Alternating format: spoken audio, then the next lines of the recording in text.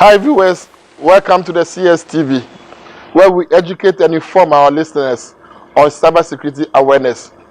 The cybersecurity threat landscape is gradually evolving with the introduction of different malwares day in and day out.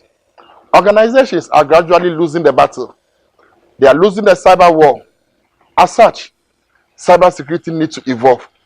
Statistics have proven that by the year 2021, most organizations will have incurred a total cost of $6 trillion on cyber crime damages.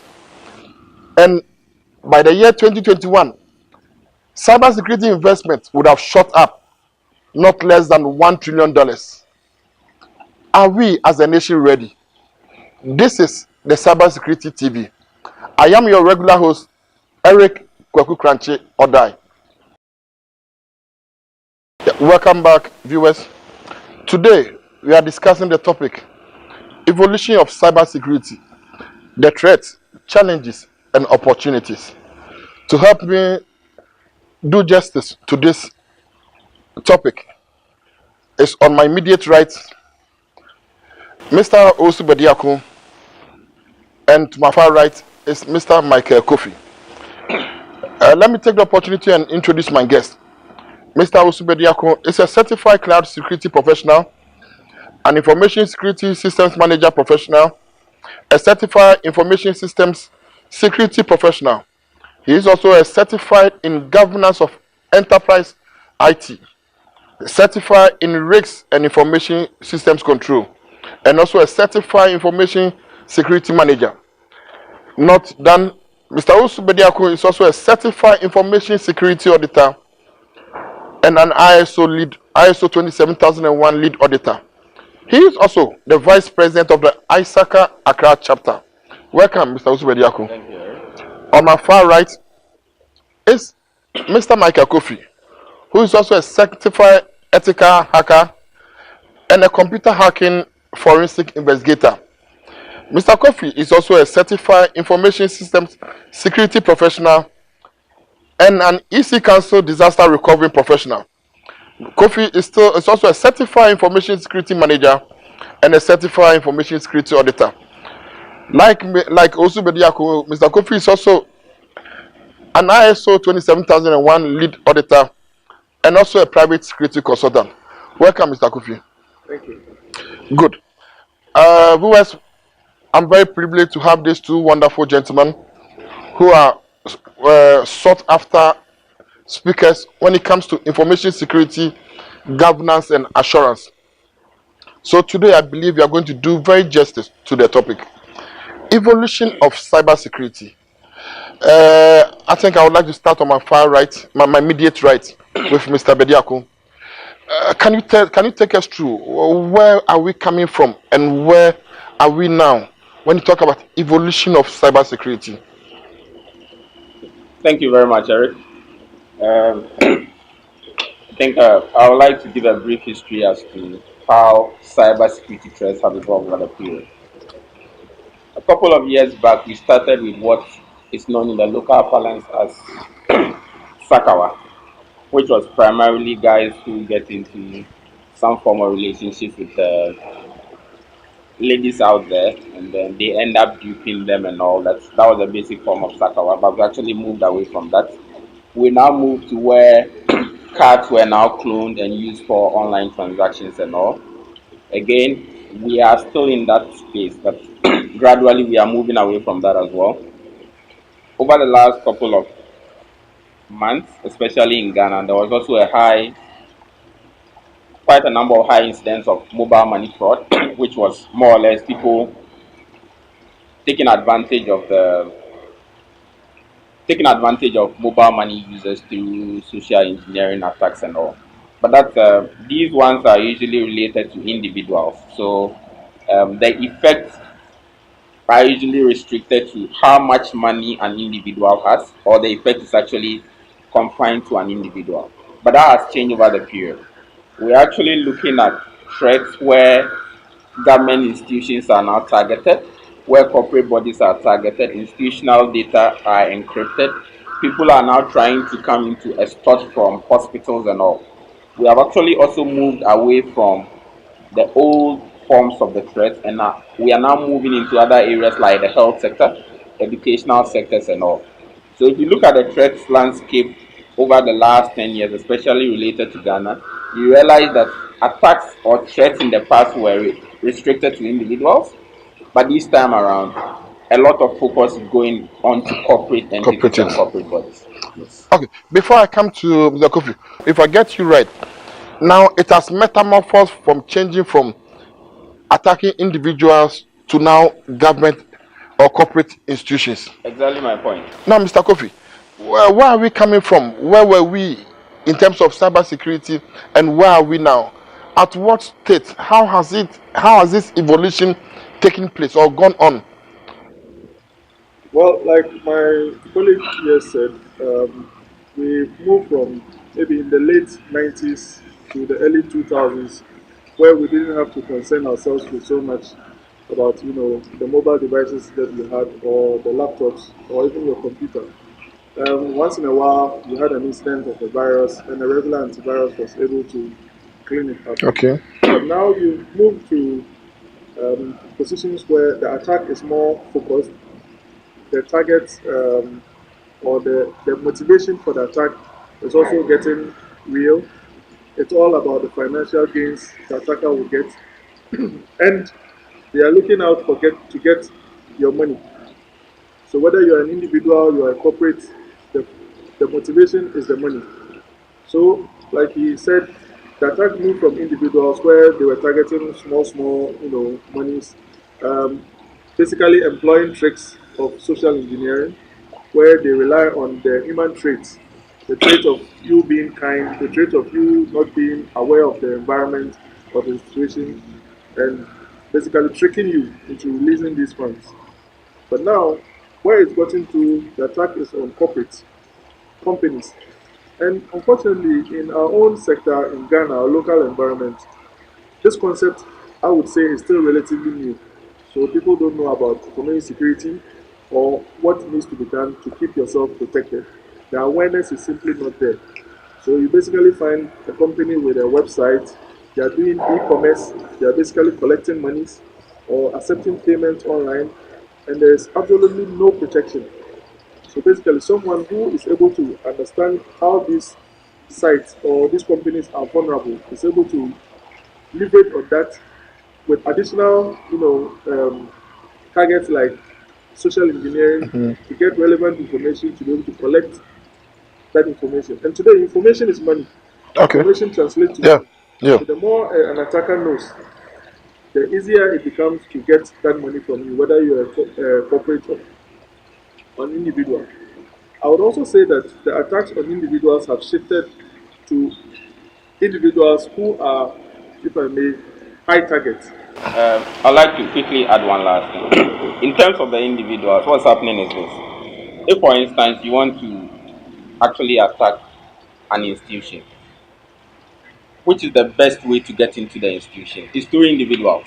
If I pick a bank, for instance, definitely there will be a teller there. There will also be a system administrator or an information security person or a Windows administrator.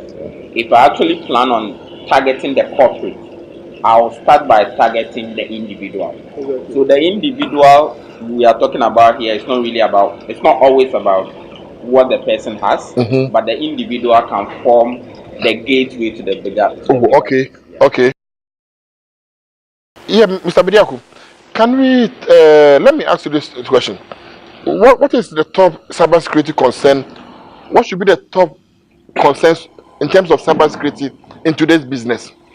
Okay, it's not a one answer fits all. The kind of business you create actually dictates the kind of cybersecurity threats you are faced with and the kind of investment you need to make. You pick two banks or two schools or two hospitals, but the stakes will totally be different. Bank A will probably have an annual turnover of $20 million. Another bank will have a turnover of about $50 billion. Definitely, the cybersecurity constraints will be totally different. Yeah. What's happening is quite simple. The kind of business you create, the stakes with which you run,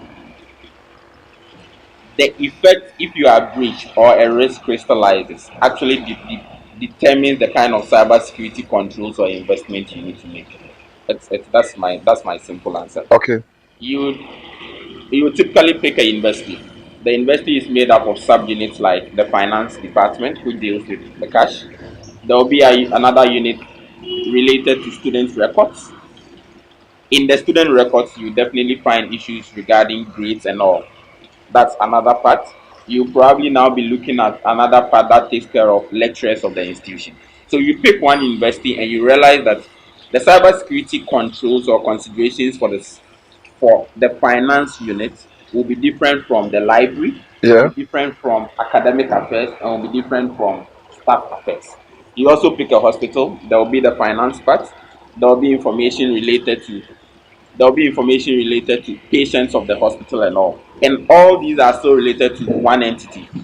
So as much as possible, the kind of data you process, the stakes with which you run with, the effect if you are breached and all will definitely come together to actually detect the kind of cybersecurity threats you are faced with, the kind of cybersecurity investments you need to make, and the entire cybersecurity governance framework you need to put in place.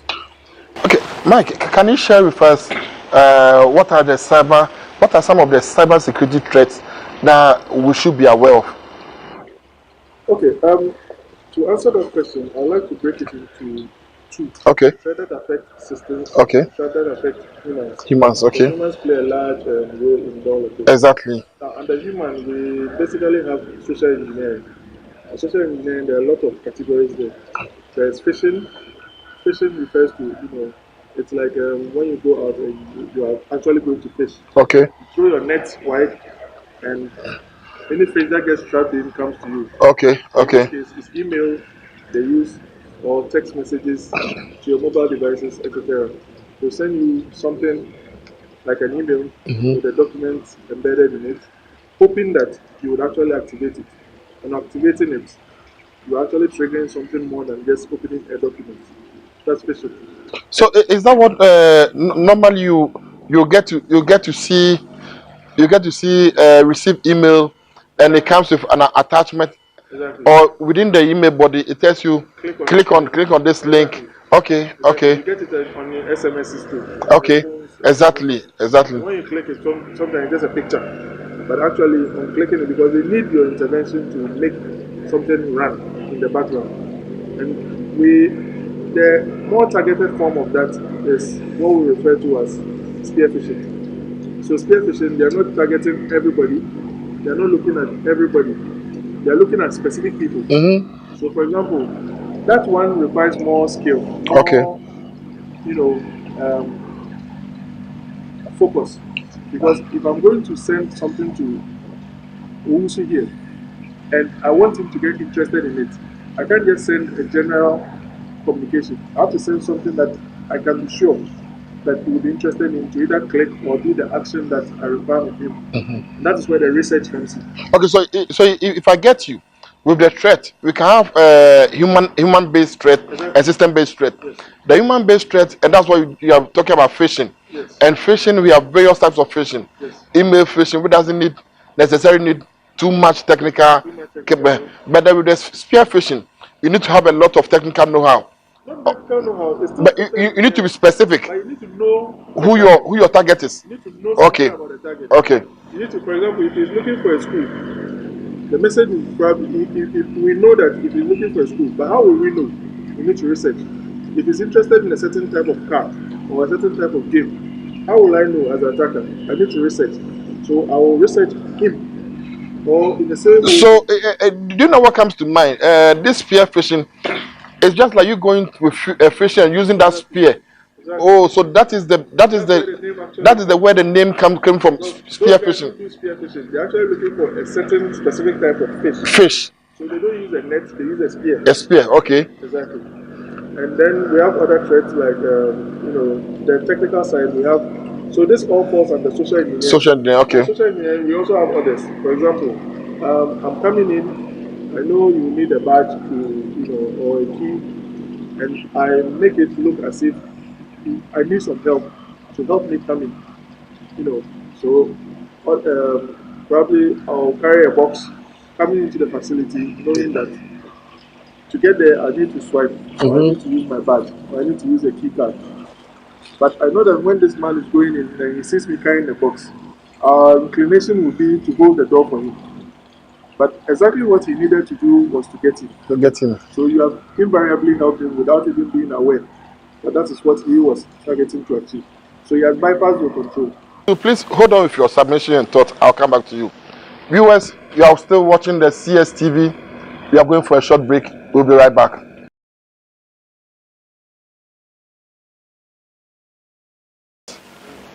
Welcome back. You are still watching the CSTV, your authoritative TV show on cybersecurity awareness. Now back to my panelists. Also, we're talking about the threat of cybersecurity. Before you conclude on that, can you also expose my viewers to some of the challenges of cybersecurity? Okay. So let's go with the threats first. So we spoke about, Michael spoke about the human element, but obviously the vested interest actually determines the kind of threats that are exploited. We also have the bit about nations fighting nations. That's actually the geopolitical threat as well. So I'm sure you are fully aware that one big country, one superpower is fighting another one. One is even claiming that one country influenced the election of the other and all that. So these are some of the threat actors in the cybersecurity space. These are quite global, but then on the individual basis, most of the time you have it can be somebody coming in for monetary gains. It can be competing companies, one trying to sabotage the other, and also, for me, like I said, the driving force behind an attack actually determine the kind of threat that is exploited. Yes. Okay. No, and what are the challenges? The challenges in terms of dealing with cybersecurity threats, or the challenges in terms of the business impact if a threat, if a For now, let's look at the challenges involving dealing with this threat. okay, that's fine. I think the most important challenge is like they say in terms of technology, there's the people, the process, Yeah. and then technology Itself. I think we are all aware that the weakest link is usually the people. So that's where we have the number one challenge. In terms of an entity or a corporate, we can also have challenges regarding obviously investment, the kind of information security investment you need to undertake. So because of the cost considerations, definitely some people cannot put in some controls they are supposed to put. Okay. Additionally, we have the issue of legal or regulatory frameworks. Okay. I know in some countries when it comes to encryption, there's a limit to the kind of the key strength and then the kind of algorithm to use. So Okay. I try to look at the challenges in terms of an entity, which will be the people issue, user awareness. There will also be the bit about cost. There will also be the bit about regulations and also. These are some of the things we all need to grapple with whilst we make information security investment and decisions. Okay. So if I get you, the challenges could be broken down or dissected into one, the people element. Okay. Two, investment. Okay. And three, what was the other one? It can be legal or Legal, regulatory. you can have some challenges. Okay, good. What you have to do. Okay, let me come to you, Mike. What are some of the cybersecurity challenges? Also, has made mention of these three. What other challenges do you have in dealing with this cybersecurity?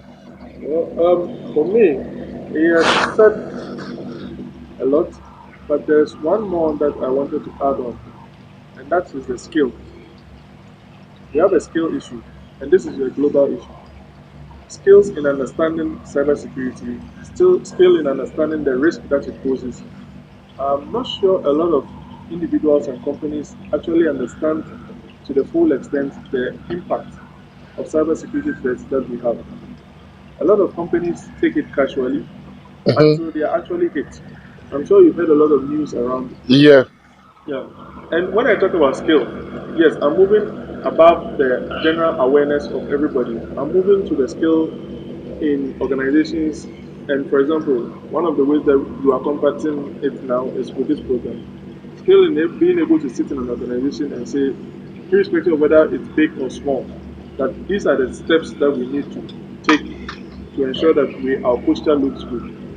And it goes all the way to understanding of the owners and management and shareholders of the companies at large. Um, the understanding and the buy-in from them to, for example, you talked about investment. If the shareholder of the company or the CEO of the company or the executive management of the company don't follow or understand how it impacts their bottom line, there's no way you are going to get that investment you're talking about. Okay. So those are some of the challenges. And for the skill issue, it's a global issue we have today. Okay. Can I add to it? Yes, also coming. One last, and I think Michael touched on it, but I like to delve a little deeper. What's happening is, like a friend said, most firms today are technology firms, but they are focused. Okay. So somebody will tell you that a hospital, for instance, is a technology firm. Maybe it's focused on health delivery. Help delivery, yeah. Somebody will tell you a bank is a technology firm, but providing banking services. Now, what's happening is investment in technology over the period has been quite high. Strategic focus of most institutions today is to go digital. What's happening is, whilst we go digital, we tend to forget that it comes with its accompanying risk, threat profile changing, and all. And that is where we usually miss it. We push so much into digital agenda. I want to move these services to the cloud. I want to decentralize these services. I want you to have these services on your mobile phone via the internet and all.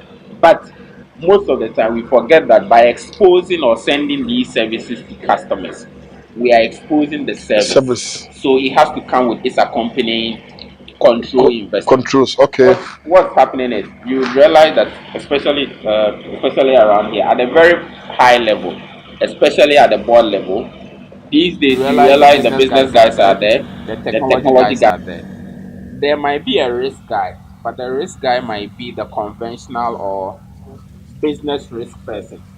The information security or cyber security risk person or knowledge is usually missing in a lot of boardrooms. Yeah. So you realize that a CISO might go saying that I need to spend this amount of money because my threat profile or my security posture has changed with the introduction of these services and all. But somebody at that high level to appreciate what the person is talking about and provide executive buy-in is usually missing. So at the end of the day, you provide the service, you fail to put in control. The service is raking in 10 million a year. Somewhere in November, there's a hack and you lose 10 million. So these days, like I always say, cybersecurity is no longer any other business agenda item as part of board meetings. It's an item that has to feature on the board agenda. It has to be there. And you need management So, or senior management. let me cut you. So, if I understand you, matters of cyber security, information security, now is or should be a concern for all the C-suite level.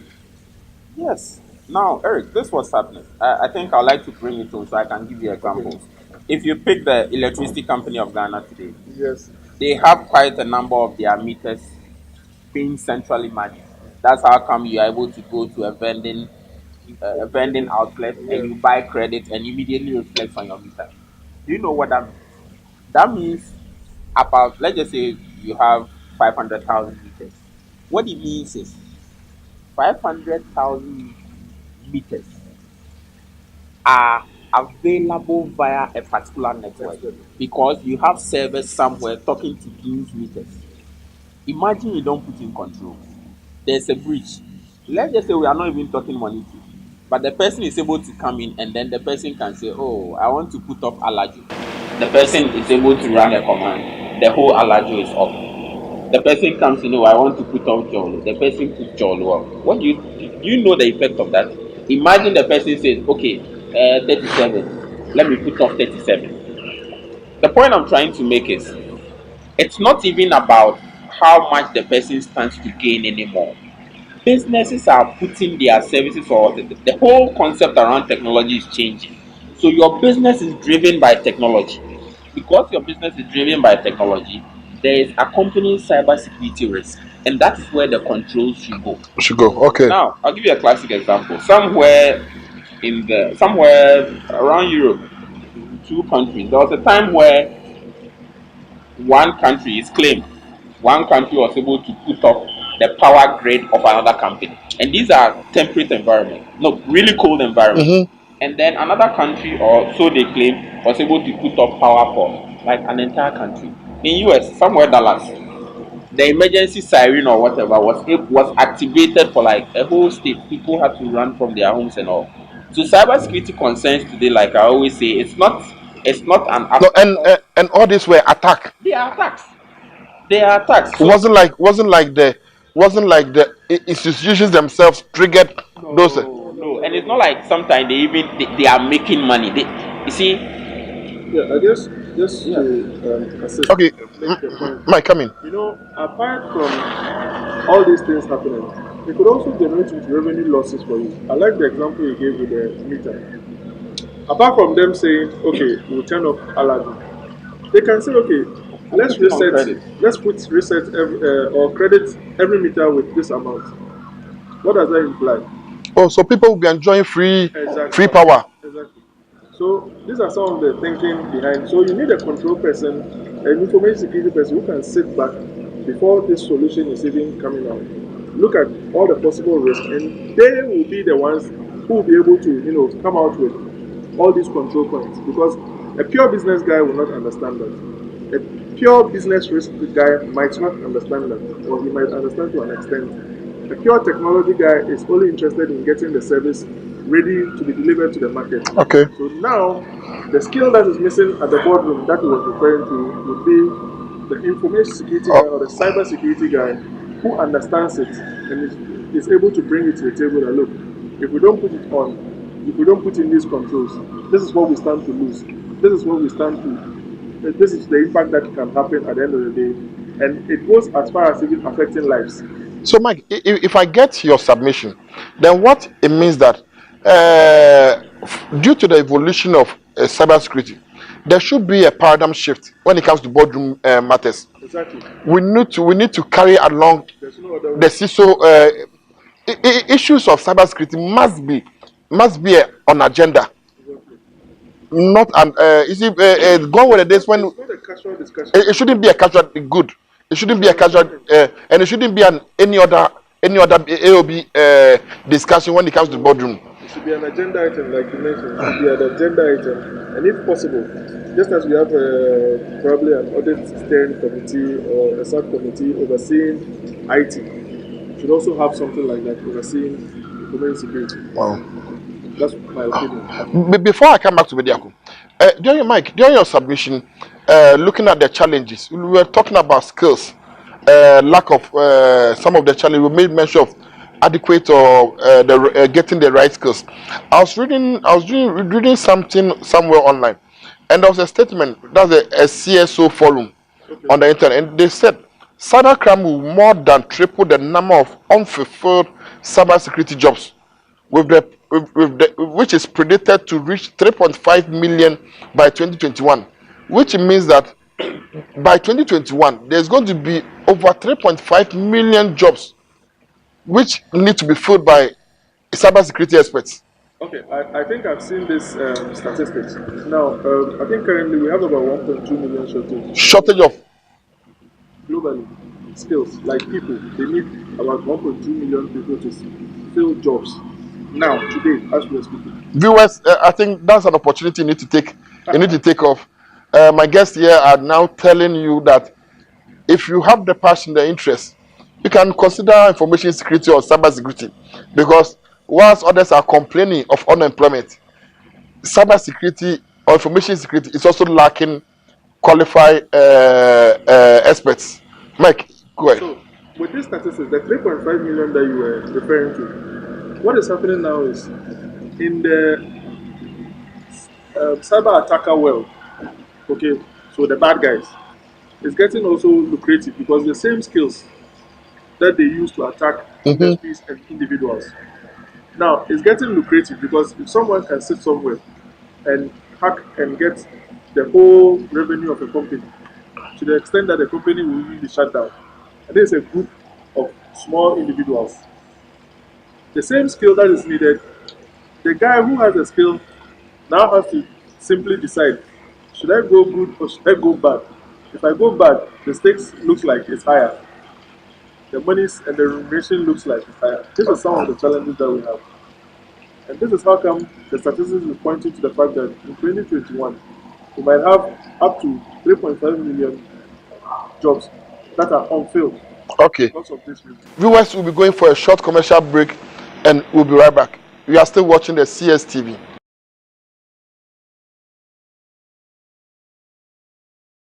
Thank you for staying tuned. Now back to Michael.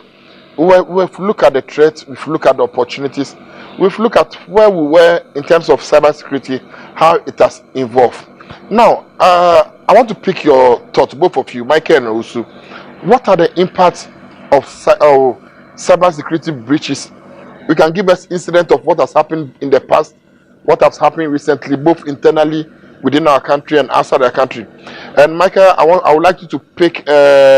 Also, you pick on the corporate and critical network. Michael, you do the other side of it. So, can you tell us what are some of these cybersecurity breaches? Okay, so on a personal level, I would say financial loss.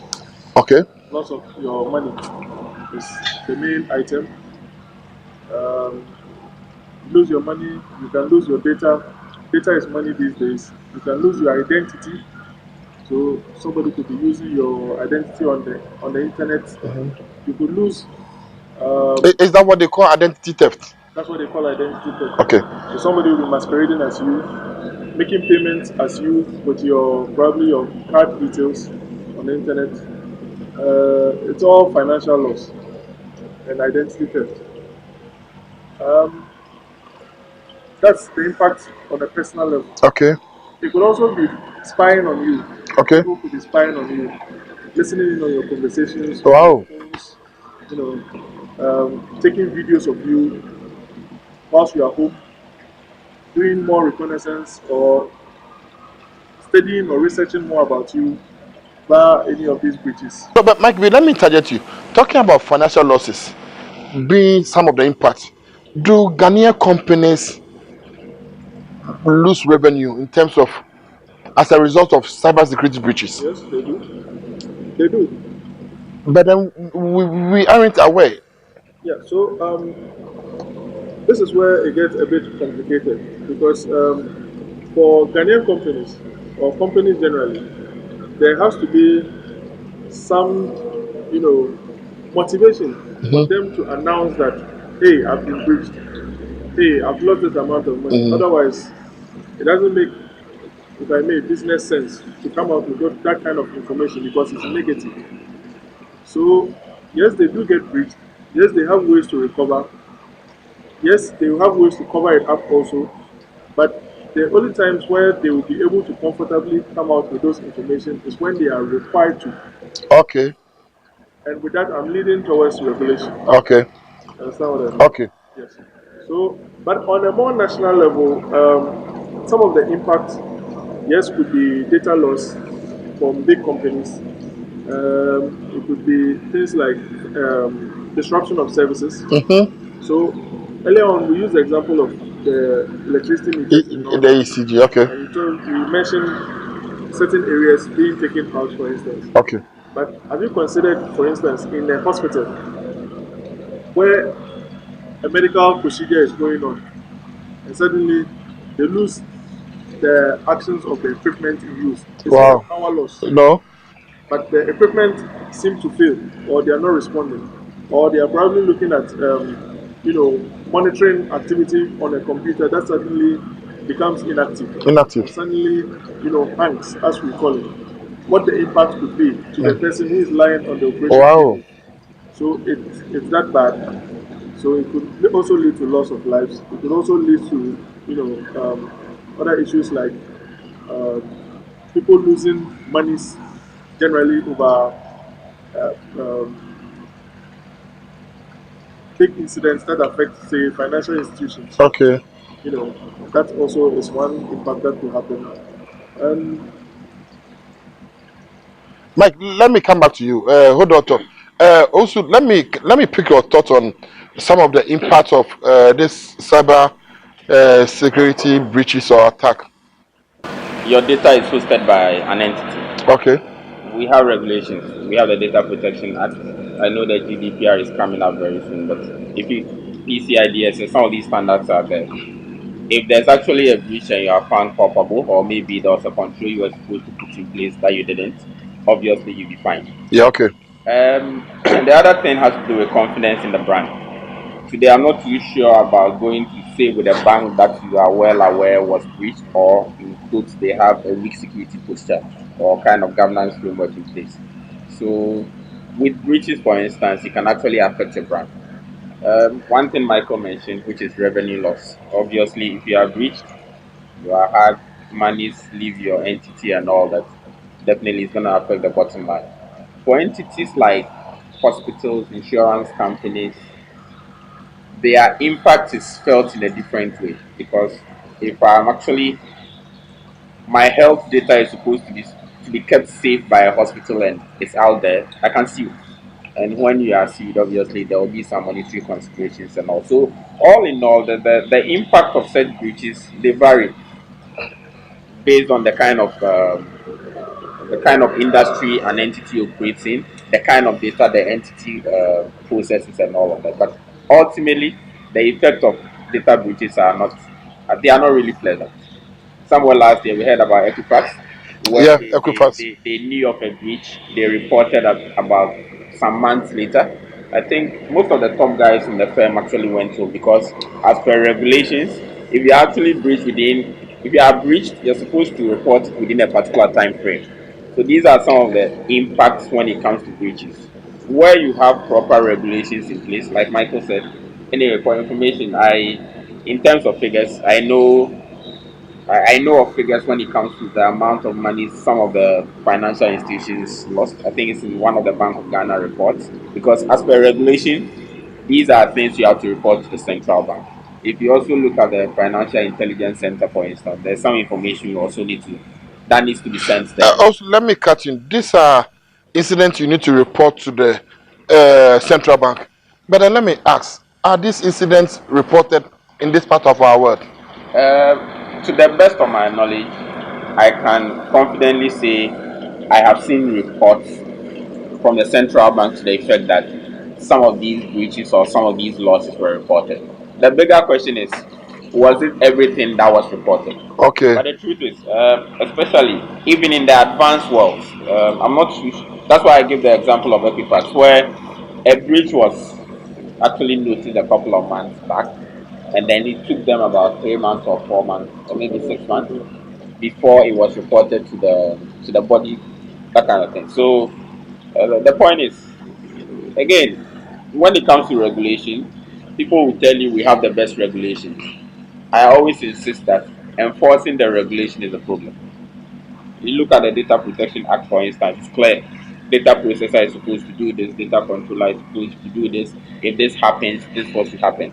But today, I'm sure a lot of companies have actually registered with the Data Protection Commission.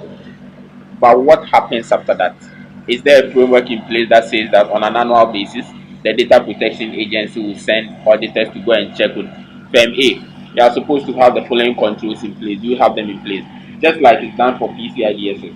Or on an annual basis, either a QSA comes in or you have an internal security assessor actually looks at the kind of controls you are supposed to put in place and then writes or that's a report to a body saying that I have reviewed this company against the following standards or controls and they have passed.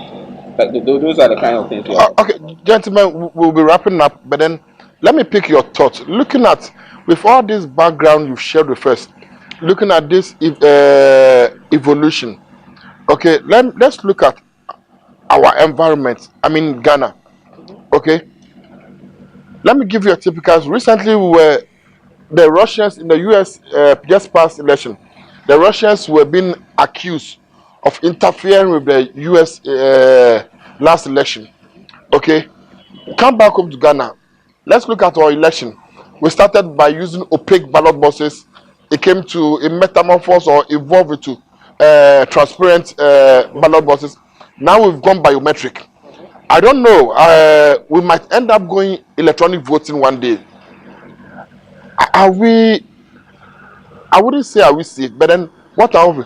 Would you get to the point where we might be faced with some of these scenarios that happens at the, are we ready as a nation? Looking at cybersecurity, do we have what it takes to combat cybersecurity? Well, for me, to a large extent, I would say that I mean, do you have what it takes to combat cyber attacks in terms of cybersecurity? generally speaking, I would say there's a lot we need to do Okay. to become ready.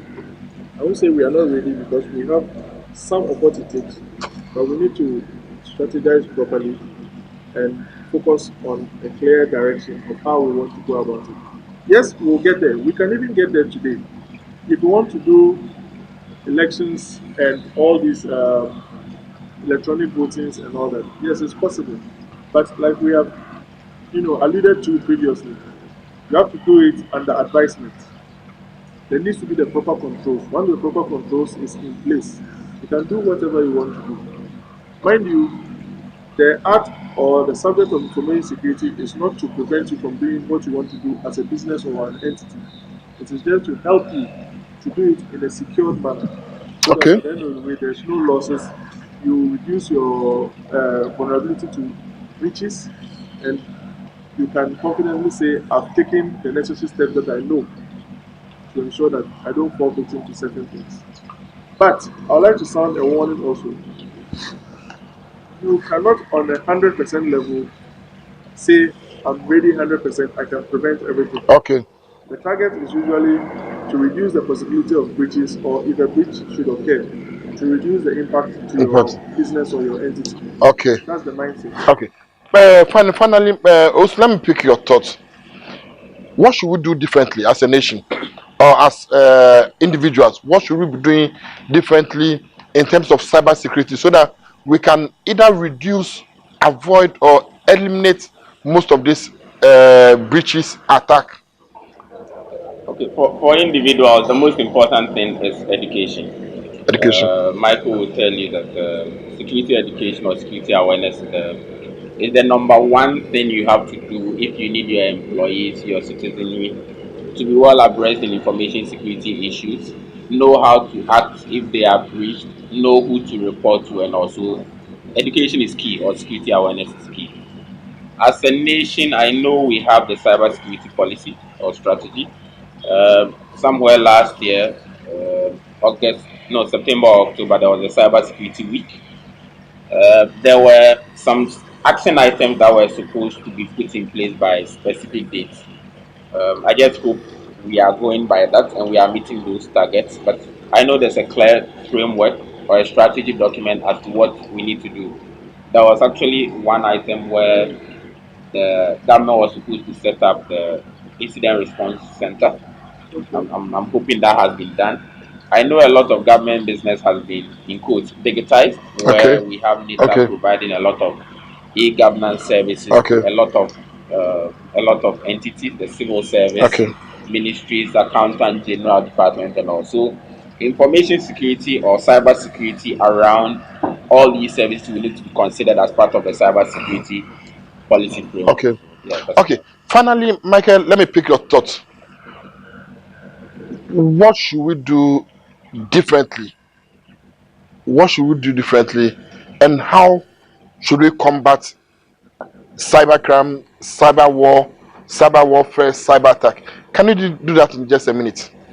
Okay, like we've alluded to, is training, education, putting the right measures in place. By right measures, what we mean is, if you have, let me go practical. If you have if you have a service, get someone to do an assessment for you, get the right controls in place, make sure there are no vulnerabilities on them, make sure you have the right education, make sure you have the right people on your staff to help you. If you do not know, call on somebody who knows for help. There are various avenues to do that. And always be vigilant. Don't go clicking on email attachments that you receive or links that you receive, there should be some, focus on security awareness training for everybody. Okay. Everybody in general. Okay. Throw more light on what. Okay. Viewers, this discussion is becoming interesting, but then we've run out of time. And we've been discussing the evolution of cybersecurity, threats, opportunities, and challenges. We were privileged to have Osei Osubediaku, a seasoned cybersecurity expert, IT governance and risk advisor. And on my far right is Michael Kofi, also a seasoned cybersecurity expert, who helped us to do justice and really analyze this topic. We'll meet the same time next week. You'll be watching the Cybersecurity TV.